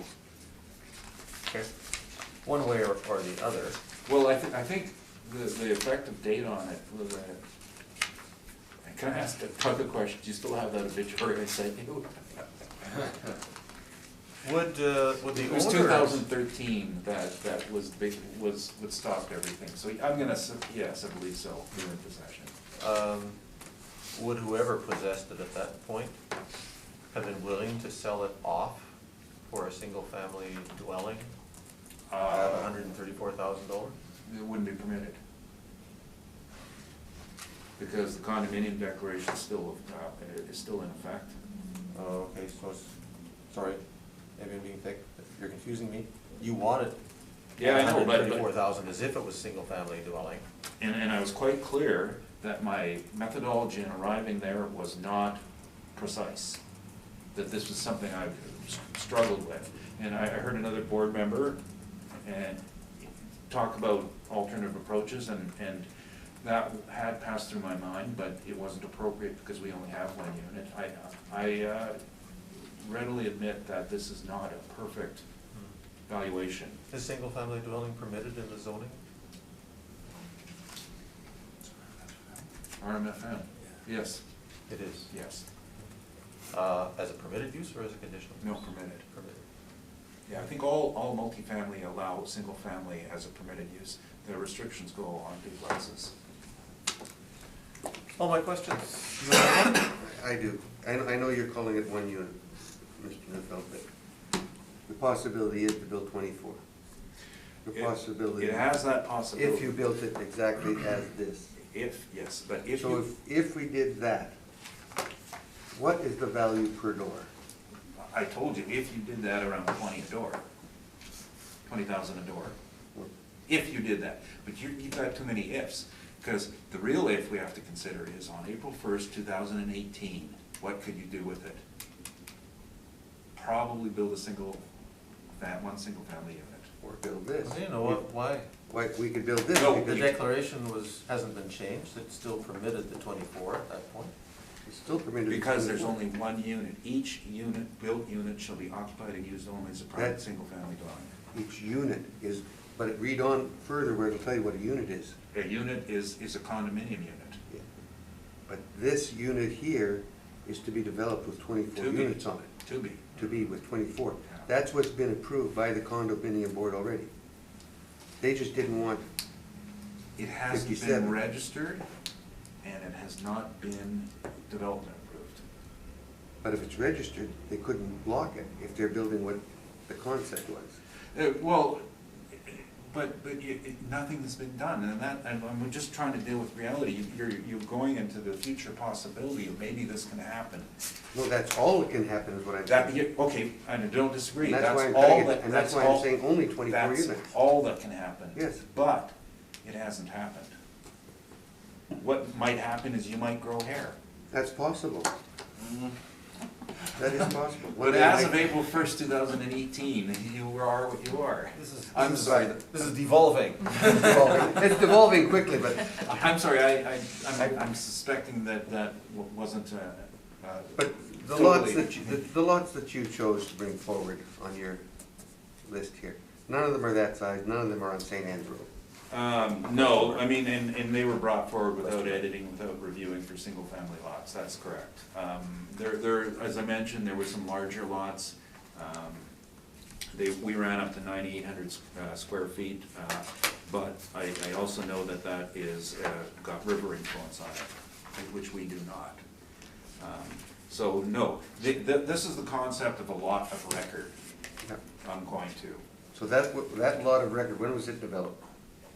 In 2003? The lot of record was from the original condominium declaration all the way through the Second Amendment in 2003. It became one lot of record. And it still is to this day. When it's changed to 24 lots of record, then an appropriate method is a value per lot, Per door, per door. because it's not built yet. Unless they have a back door and a front door, yes, but per unit. sorry. But if you were selling this property, or if you were appraising it, would you not look at the per door value? Yes, I would. Okay. That is my question. Thank you. Well, actually, no, I would do a discounted cash flow on the sales. A little difficult. Well, it's a condo, right? Thank you very much.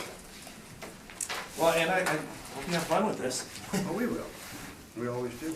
We always get the interesting ones, don't we? That's a spare? Yeah. Okay.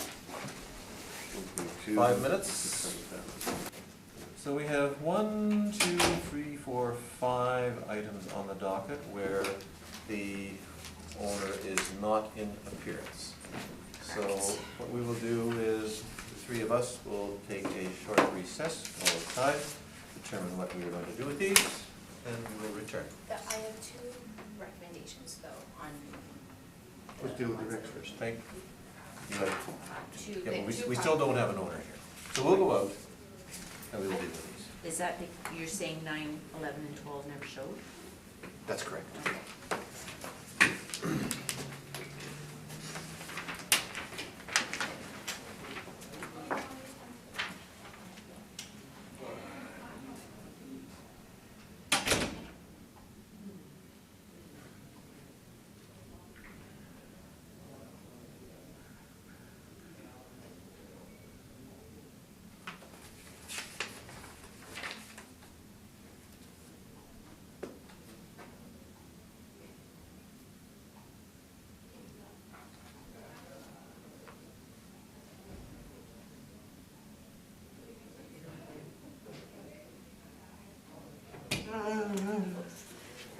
You never shut it off, no, it's still going.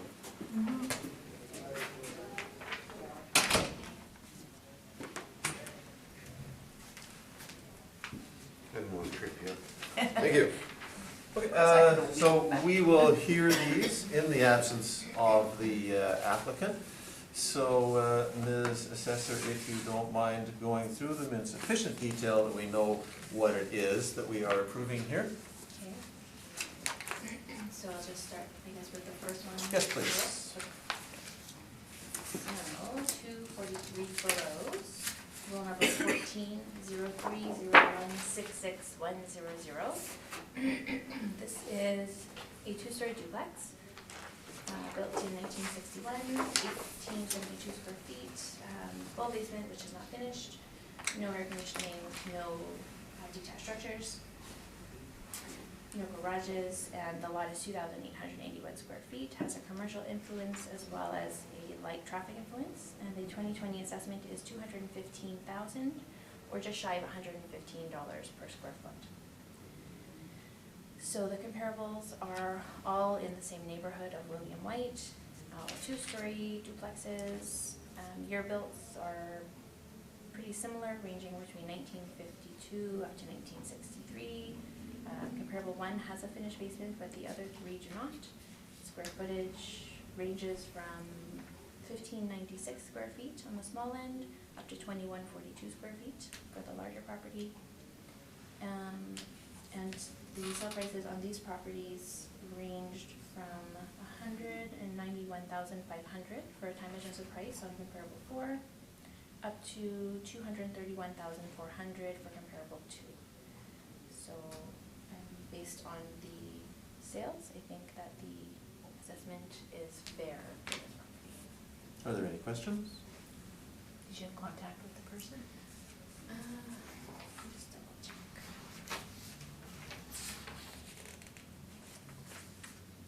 I don't have any notes. I thought that I had at least left a message for everybody, but I don't have any notes for this one, so maybe I didn't. Okay, thanks. Mr. Rondo? You haven't visited the property? No, You haven't seen any of the other properties? just the pictures on MLS for 2 and 3. Were any of them remodeled? So comparable 2 had, the kitchen of one unit had new counters and a new bathroom vanity. And comparable 3 had some flooring replaced, but other than that, there were no substantial upgrades. Comparables 1 and 4 were private sales. Comparable 1 and 4.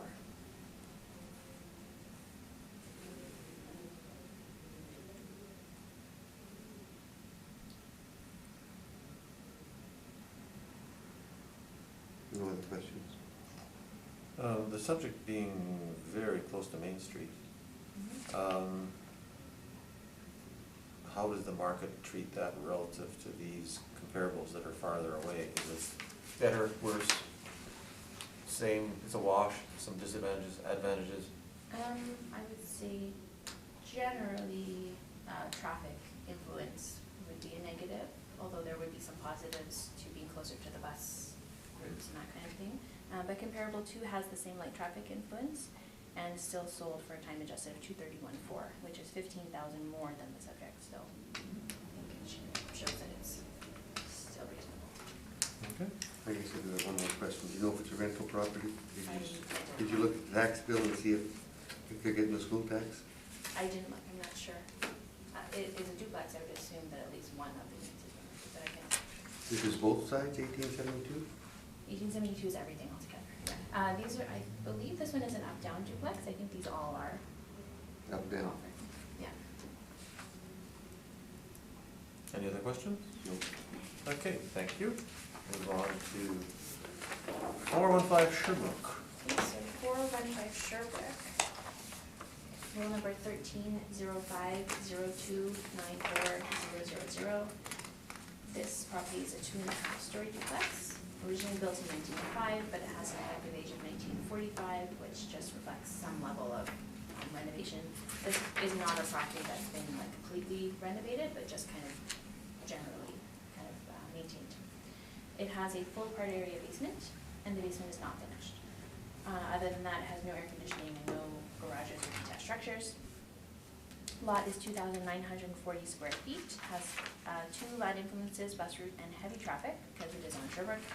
And the 2020 assessment is $294,000 or $125, just over $125 per square foot. So the comparable properties are in nearby neighborhoods, all similar, either 2-story or 2.5-story duplexes, or multifamily conversion just means they weren't originally built as a duplex, but they're being used as a multifamily now. Similar year builts, ranging from 1901 up to 1909, and all have some effective age, because again, it just shows that they're not original to 1901 or 09. All the comparables have full part area basements, and the only one that has a finished basement is comparable number 2 and comparable number 4 have finished basements. So for number 4, it does say no to finished basement, but on MLS it actually showed that it was finished at the time of sale.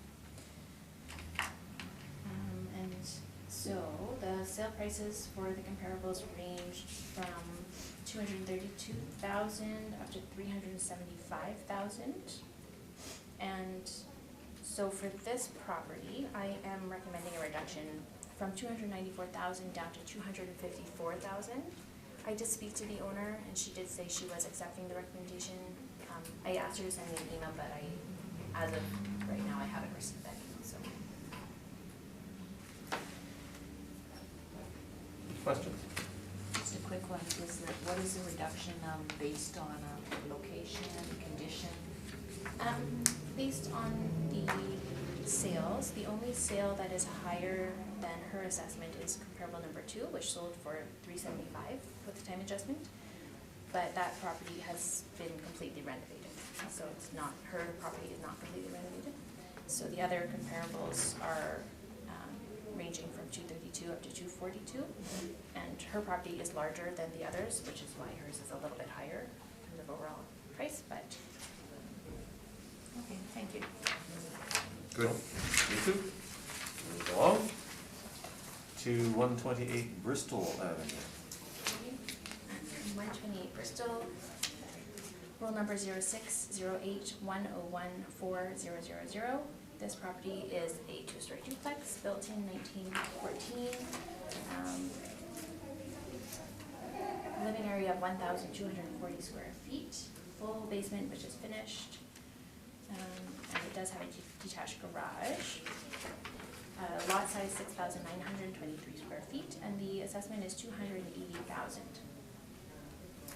So the comparables are all in nearby neighborhoods. all two-story duplexes. Year built ranging from 1923 up to 1962, and living areas ranging from 1,320 square feet up to 2,220 square feet. All of the comparables have finished basements, which is same as the subject. And the sale prices range from 295,100 all the way up to 461,900. So that last comparable number 4, is a more updated. It has updated kitchens and an updated bathroom, updated flooring. And the comparable number 1 has, the only update they had was new carpets. So I think looking at the range of sales, all of the sales were actually higher than the assessed value of the subject. I do think 280,000 is over a duplex area. Questions? I have no questions. None. None. 896 Jubilee Avenue. 896 Jubilee, row number 12-001-607-000. Again, a two-story duplex, built in 1952 with an effective age of 1982. 1,800 square feet of living area, full basement, which is finished, and this property has had quite a few renovations done.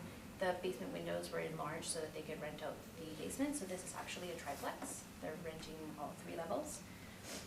Detached multiple car garage, lot 7,750 square feet, bus route and medium traffic influence. The assessment on this property is $473,000, or just shy of $263 per square foot. So the comparables that I have for this property are not in the same location because none of the comparables I could find in this location were renovated. And I think that's an important distinction.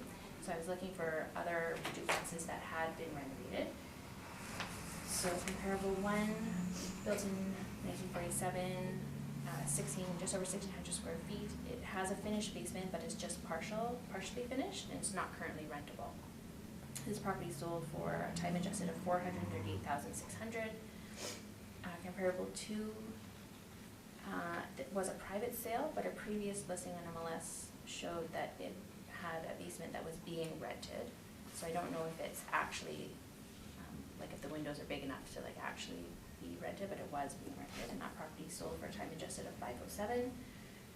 Comparable 3 was a private sale, but sold for $461,000, and comparable 4 does not have a finished basement, but sold for $390,000, and they do have some upgrades, but not as many as the subject property. So looking at the prices, I do think $473,000 is a reasonable price. Questions? No. None. Just one. The location of the subject, that, am I right in thinking that's right where if you're coming off of Pembina Highway and you want to go east on Jubilee, you cross over on the overpass and you come down and your headlights shine into this property? Is that where this is located? From the map, it looks like it could be close to that intersection. And you've given it some discount for bus route, bus stop, and medium traffic. It doesn't look like it's like right at the intersection. It looks like it's kind of one of the last houses, like it's kind of away from the intersection, close to it, but not right at it. And there weren't any other sales along Jubilee? There were some sales on Jubilee, but they weren't renovated, so they didn't really reflect the subject. Okay, that's all my questions. Thank you. 754, a little farther east. Yeah, so 754 Jubilee, roll number 12-001-658-100. So this property is right beside the BDI, just so you can kind of picture where it is. Two-story duplex, built in 1953, 1,768 square feet of living area, full basement, which is finished. This property has air conditioning and a detached garage, although the detached garage is not in great shape. Lot area 8,107 square feet. It does have the bus influences, a commercial influence, medium traffic, and Red River adjacent, so it is on a river lot. The 2020 assessment is $464,000, or just over $262 per square foot. So there were no duplexes that had sold that were on the river. So the sales that that I looked at for this property are nearby, but like I said, none of them have that river lot influence. So the comparables range in year built from 1910 up to 1954. On the newer side, they do have, the first three do have some effective ages, which bring it closer to the age of the subject. Living areas range from 1,600 square feet up to 2,442. All have full basements. The comparable number one does not have a finished basement. And the sale prices ranged from $358,900 up to $397,500. So this, for this property, I know my recommendation says $425,000, but I actually spoke to the owner and he sent me some pictures of his property and some of the issues that he has with his property. So based on my conversations with him, I'm actually recommending $405,000. 405? $405,000, yeah, which the owner has accepted. And he did send me an email, which I did print out. If you want. Questions? None? Is adjacency to BDI an advantage or disadvantage? It's a negative in this case. Although I was thinking of doing an inspection. If you have 7 kids, you want to be there. Yeah, probably. Okay, thank you very much. Thank you. And thanks for waiting. Couldn't have thought of anything better to do, right? Time of Friday I afternoon. loved everything. Have you closed the meeting off, Mr. Chair? We have closed the meeting off. Good, I will shut it off.